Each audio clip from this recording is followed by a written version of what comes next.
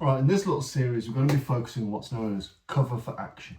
And that is doing things with your words and with your hands before you strike preemptively to disguise the attack until the last minute. And much of World War II combatives is, if we're honest, preemptive attacks or responding to preemptive attacks. We're going to focus on the best bit, the first bit, you making the attack. So, the first of these we're going to look at is from a cross draw. So in this, we're going to emulate the idea that our papers, our documents are being asked for, and we've held them in an inner lapel style jacket. So again, making sure that we maintain dialogue up front and that we angle our bodies, that we really do search for them. We must act as if they're there, even better. But searching for these documents, this arc of movement is therefore expected. It's only suspicious when it gets beyond this point. So our first cover for action, we've been asked for our documents. We're going to turn. This is a really important movement. We're going to turn so I can use my edge of hand blow a bit more effectively. Touch, yes, a moment. We're looking for it. Boom, straight in here.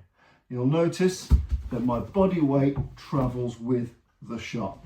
I'm not chopping out as the papers come out, or even if the papers never existed. Let's imagine they do exist. And moment, I've had a good rummage. You play act that you found them. Boom, straight in there. And you're ready then, because I've moved my body with me, to follow through with whatever else you need to do. So the cover for action in that instance is the rummage in the inner lapel jacket. You turn, you rummage, whether they exist or not.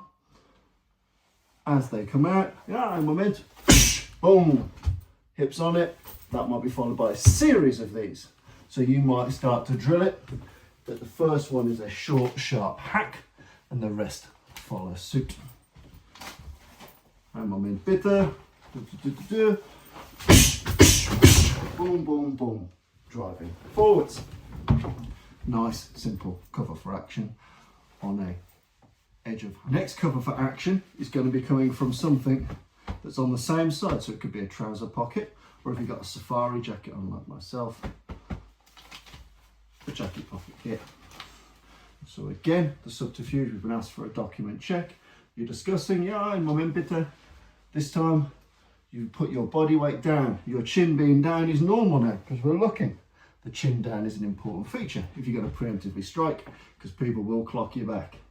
So and moment bitte, you send your attention down low, and then suddenly again, this motion is natural, so it's not weird. The brain is expecting this motion, it's just not expecting the extra 50% behind it. So again, we have our subterfuge up top, and moment bitte. From the same side here, we're going to change that into a chin jab straight up the middle. And moment bitte. Boom, straight up there. Now we could do this attached, i.e. hand on shoulder, chin jab in. It could be hand round waist, chin jab in, or it could just be the chin jab by itself. And I'll do it to camera just so it's a little bit easier for you to see.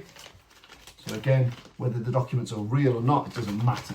It's the idea that we're play acting, and moment bitte, looking down.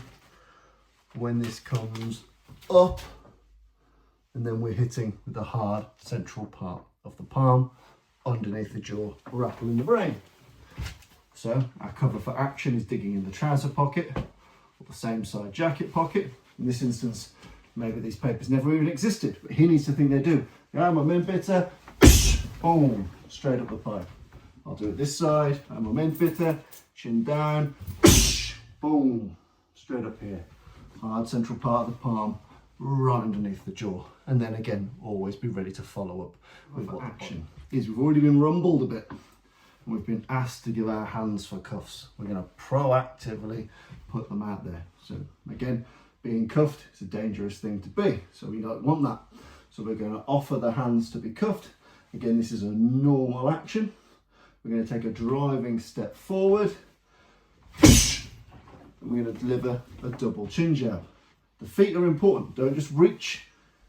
My feet step forward. The more I can drive the feet in, the more I can rattle that brain. If I can get my feet in and then launch the hands, I can rattle that head. So again, you'll see from the front, half of the hands, step forward, chin down, and smash both sides of the hand, both palms under the jaw. Double chin jab. Off of the hands, boom, straight through. Double chin jab, and our next cover for action is going to be that our hands are surrendering wide. Okay, so we've been surprised, and this motion tends to be a bit more natural. We tend to, when we're caught out, okay, we tend to do this. Imagine you're a monkey with cymbals. Yeah, that's what we're going to be doing. So our cover for action is we've been surprised, we are mock surrendering. Okay, well, what's the problem? Yeah, this is our cover for action. Okay. Again, using your feet. It's important that you don't just stay in the middle. If I can angle a little bit, if I can start to, draw you backwards and then forwards, or if I can step a little bit forwards, this is what I want to do. You got to try and take every millimetre of opportunity you can. If I can angle just an inch forward, that's a bit better for me. If I can angle 5 inches forward, even better. But we're operating on a surprise. Okay. What's the problem? Boom. We're looking at ear boxing. Slapping both of the ears at the same time. Even if we miss this to both sides of the neck, both sides to the jaw, it rattles the brain something fierce. So again, don't over worry about cupped or non-cupped hands. It's largely by the by. But what we're looking for is the hands being open. Okay. Stepping forward, chin down, and cracking them both sides of the head. And bear in mind, then you'd want to follow this up. Here. And then you might follow that with, say, an elbow strike, headbutt. You might make space for a tiger claw, whatever you're going to do. But with all of these, be ready for the follow-up after you've done the do. But our cover for action is this very natural surrender motion. Okay. Boom, straight in. And in this cover for action, we've been caught and we've been formally asked to put their hands high. So a more natural surrender is what we did out here. However, we've been told handle hook, hands up here. So again, we're going to use our verbals, we're going to talk, use our voice to alter where our feet go. Fidget your nose, okay. As soon as you feel like you're ready to strike, that chin is dipped. We drive forward with our weight dropping, and as we drop, we're going to deliver either a single or a double edge of hand blow. Okay. Boom. Straight onto those collarbones. And again, ready to immediately follow up with something else. So it might be from the handle hook, boom, on the collarbones, and then we might add our double chin jab, boom, launch it straight through. Or it might be double edge of hand blow, boom, punch straight to the throat, punch straight to the solar plexus, whatever we're going to do. But the cover for action here is the high hand surrender, boom. Nice and simple. So our cover for action up top, crack, making sure it's not just elbow powered. Don't do the robot. When this drops, all of my body weight drops, my head drops. If I had a helmet, it would crack his face open. Yeah, it's very important. Boom, the weight drops onto this. And like I said, you're ready to do something else. So that really brings us to the end of some simple covers for action.